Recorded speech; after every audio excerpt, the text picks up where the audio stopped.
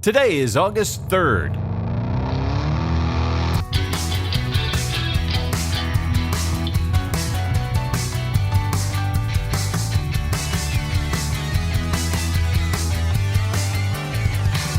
It's the 216th day of the year, and this is the On This Day podcast.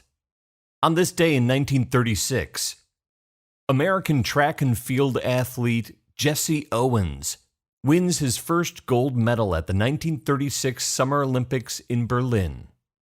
It's his first win in what will be a record-setting week. Jesse Owens is born in 1913 in Oakville, Alabama.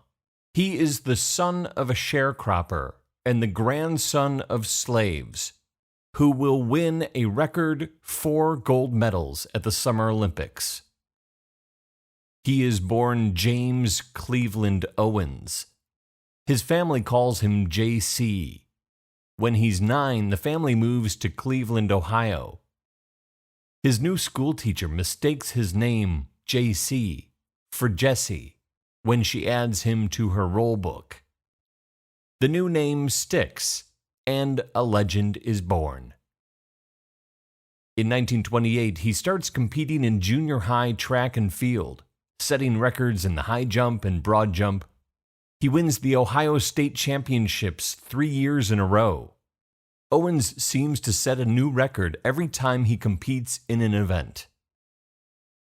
He's courted by a number of colleges, but chooses to attend Ohio State University, despite the fact that the university has no track and field scholarship at that time. Jesse Owens works a half-dozen jobs to put himself through college and provide for his fiancée Ruth, all while continuing to set records in competition after competition. At the Big Ten Championships in 1935, Owens sets 3 world records and ties a 4th, all within 45 minutes. An unprecedented achievement. By 1936, there is no one more ready for the Olympics than Jesse Owens.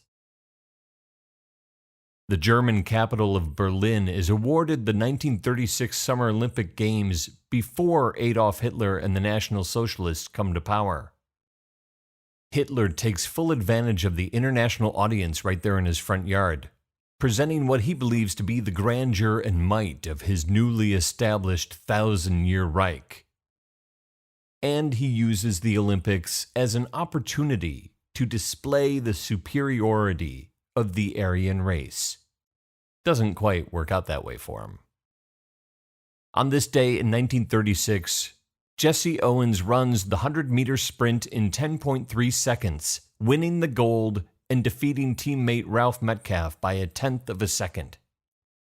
Owens goes on to win 3 more gold medals in the long jump on August 4th, the 200-meter sprint on August 5th, and the 4x100 relay on August 9th.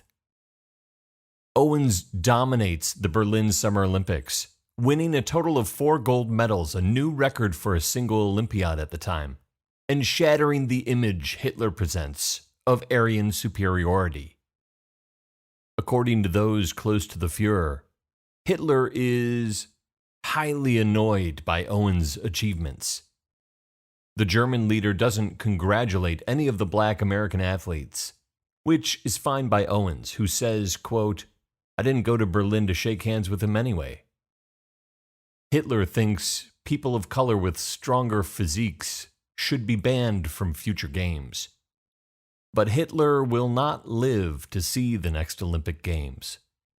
After Japan invades China in 1938 and Germany invades Poland in 1939, the 1940 Olympics are canceled, the 1944 as well, and the Games are not held again for 12 years until 1948.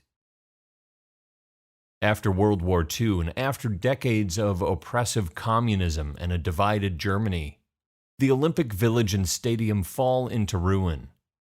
During the Cold War, the Russians used the site on the outskirts of East Berlin for KGB interrogations. The Olympic Stadium where Jesse Owens runs his historic race on this day in 1936 is renovated in 2004 for the 2006 FIFA World Cup. But the Olympic Village and other venues from the 1936 Games continue to decay and crumble, except for the dormitory where Jesse Owens stays in 1936, which has been refurbished and is open for tours. The 1936 Berlin Olympics are supposed to showcase the prestige of National Socialism and the master race. Instead, the Games are a testament to the power and glory of determination, dedication, self-discipline, dignity, and effort, and the ability to break the barriers inside your own mind. After winning 4 gold medals in Berlin, including the gold in the 100-meter sprint on this day in 1936, Jesse Owens returns to the U.S. to a ticker-tape parade in Manhattan and a celebration at the Waldorf Astoria Hotel, although he has to enter through the back door of the hotel and ride up in the freight elevator to go to the reception held in his honor. And afterwards, he still has to sit in the back of the bus, and he still can't live where he wants to live. But his achievements have made him a public figure, and he makes a little money giving inspirational talks, motivating others to make their dreams come true by sharing his experiences. And he joins the Republican Party, campaigning for Republican candidates who pay him to appear at rallies. In his speeches, he addresses the suggestion that Hitler snubbed him at the Olympics.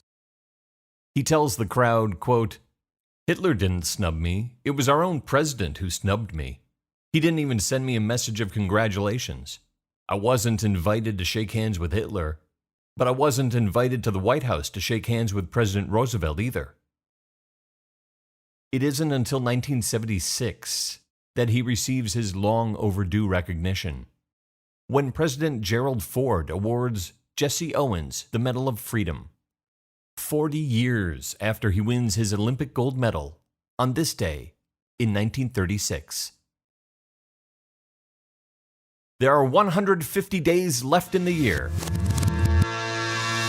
On This Day is produced by me, Dave Schultz. Thank you very much for listening, and thanks for reaching out. I really do appreciate hearing from you. Thanks for sharing the show. Thanks for leaving reviews. And in the next couple days, I'm going to ask you to do something that will be a big help to me, and it's going to be so super simple for you to do.